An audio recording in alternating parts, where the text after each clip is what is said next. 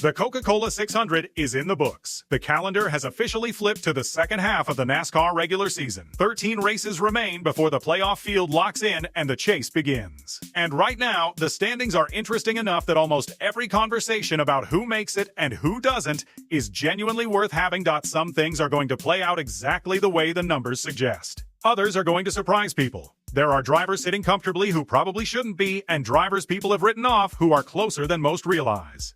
Today, we are laying out 5 predictions for the rest of this regular season. Some that will feel obvious, some that will feel bold, and at least one that is going to be hard to argue against once you see the data behind it. The first prediction is that someone unexpected is going to enter the chase as a top 5 seed. This matters because the general consensus in the NASCAR community is that you need to be seeded 4th or 5th or better to have a realistic shot at the championship when October arrives. The higher your seed, the more margin you carry. The lower you go in, the more things have to go perfectly. Tyler Reddick does not count in this conversation. Reddick had a difficult 2025 season, but even then he was competitive in stretches. And he came into 2026 as the defending regular season champion. Nobody should be shocked by anything he does. The name worth talking about is Ty Gibbs. Right now, he is not a surprise to anyone paying attention. He has been one of the better stories of the first half of the season. Be honest with yourself. At the start of 2026, how many people had Gibbs cracking the top 5 in points? The honest answer is almost nobody. Most predictions had him somewhere between 12th and 14th at best, if they had him making the chase at all. He has proven those projections wrong at nearly every turn, and there is no obvious reason why the next 13 races would reverse that trend. The schedule doesn't get significantly harder for him. His team hasn't shown signs of falling apart. Why can't he hold this position all the way through to the cutoff? The other name in this conversation is Chris Buescher. He doesn't generate much noise. He doesn't win stages in dramatic fashion or make highlight reels on a weekly basis. What he does is finish races. He puts the car where it needs to be, avoids the disasters that derail other drivers' seasons, and squeezes results out of his equipment with a consistency that quietly accumulates into a very healthy points total. That kind of driver becomes dangerous in the second half when one bad weekend can cost someone else 3 weeks of progress. The long shot in this picture is Carson Hocevar. When Hocevar is locked in, he is genuinely fast. The kind of fast that wins races. When he's not locked in, the results go sideways quickly. That volatility makes a top 5 seed unlikely. But if the pieces align over the next 13 races, the tools are there for him to make a serious move up the standings. Stranger things have happened in this sport. William Byron is not going to suddenly become the most consistent driver in the field over the second half of the season. That is just not who this team is right now. The prediction is that Byron finishes somewhere between 8th and 12th in points, makes the chase, and enters the playoffs as a genuine threat even after spending most of the regular season making fans nervous. The new Chevrolet body has thrown the number 24 team off their rhythm at various points this season. Byron and crew chief Rudy Fugle are clearly capable of being dominant. When they find that level, they win races convincingly. The problem is that level has been inconsistent. There have been weekends where Byron looked like an afterthought through most of the race and then somehow emerged with a solid points finish at the end. Kansas is the clearest example. He spent the majority of the afternoon running somewhere between 14th and 18th, the kind of day that usually ends with a forgettable result and a quiet drive home. Then, fresh tires at the end of the race gave him a run on the leaders, and he charged his way to a result that looked nothing like the race he had run for the previous 300 laps. Charlotte followed a similar pattern. Here is the thing about that kind of performance: it is actually a sign of a championship-level operation. Being able to manufacture a competitive result on a day when the car hasn't been where you need it is a skill that separates the elite teams from the rest of the field. The 24 team is doing that right now, even when they are not at their fastest. If Hendrick Motorsports figures out the setup package and Byron starts clicking at the level he's capable of, the chase field is going to have a real problem on their hands. This one is going to raise some eyebrows.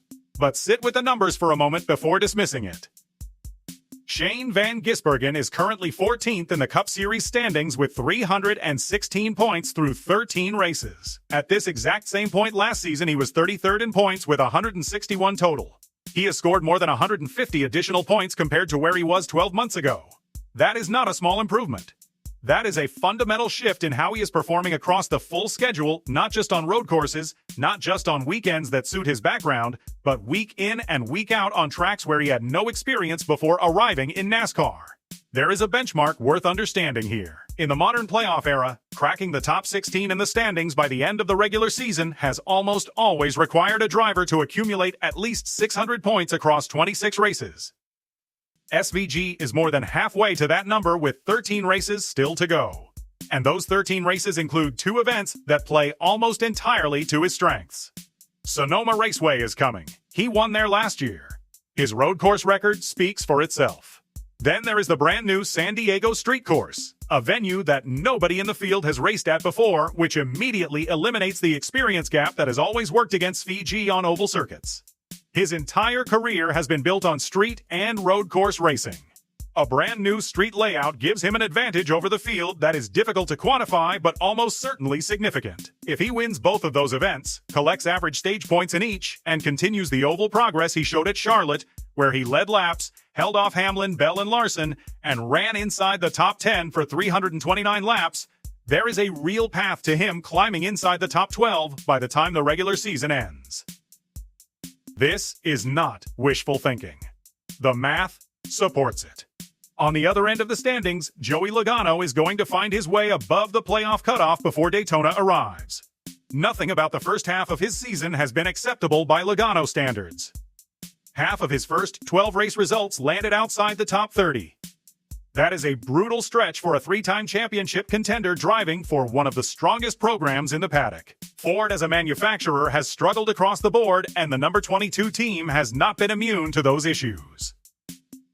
But here is the part that matters. Despite all of those ugly finishes, despite the consistency problems, despite the points hemorrhaging, Logano is still only 29 points outside the top 16. 29 points. That is 2 to 3 points per race over the remaining 13 events. For a driver of his caliber and experience, that number is completely achievable without a single miraculous weekend. And Logano doesn't typically grind through summer the same way he grinds through spring.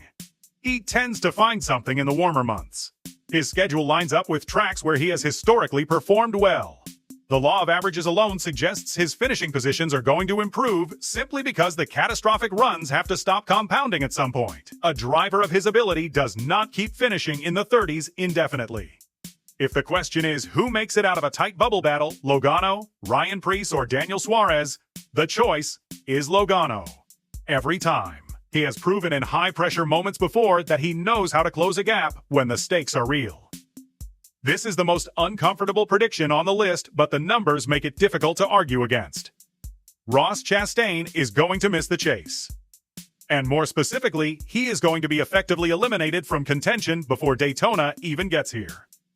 The mathematical reality is straightforward. The maximum points any driver can gain on a competitor in a single race is 76. That accounts for a race win, both stage victories, and the fastest lap bonus, assuming the driver being chased does not score a single point themselves. Chastain is sitting dangerously close to that threshold right now. Every race that passes without a significant performance shrinks his window further.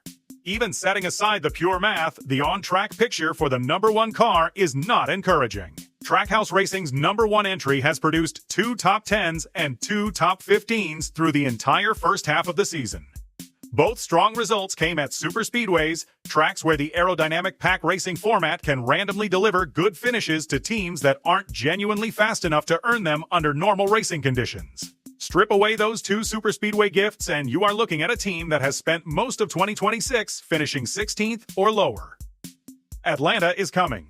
Daytona closes the regular season. Both are superspeedways where anything can happen. But you cannot build a playoff run on 2 tracks out of 13 when the other 11 consistently produce results that bleed points rather than gain them. The team simply isn't fast enough on a broad enough range of tracks to manufacture the swing it needs. Without a win that shakes the entire picture up, the trajectory points to elimination, and probably sooner than most people expect. 13 races. That is what separates every driver in this field from knowing whether the 2026 chase has their name in it or not. Standings shift. Cars improve. Teams find setups that unlock pace they didn't have in the spring. unexpected winners emerge. Drivers who looked locked in hit walls they didn't see coming. What the first half of this season has shown is that the 2026 Cup Series field is genuinely competitive across a wider range of the standings than usual. The top is locked up by the usual suspects, the middle is chaotic, and the bubble is going to stay contested right down to the final lap at Daytona.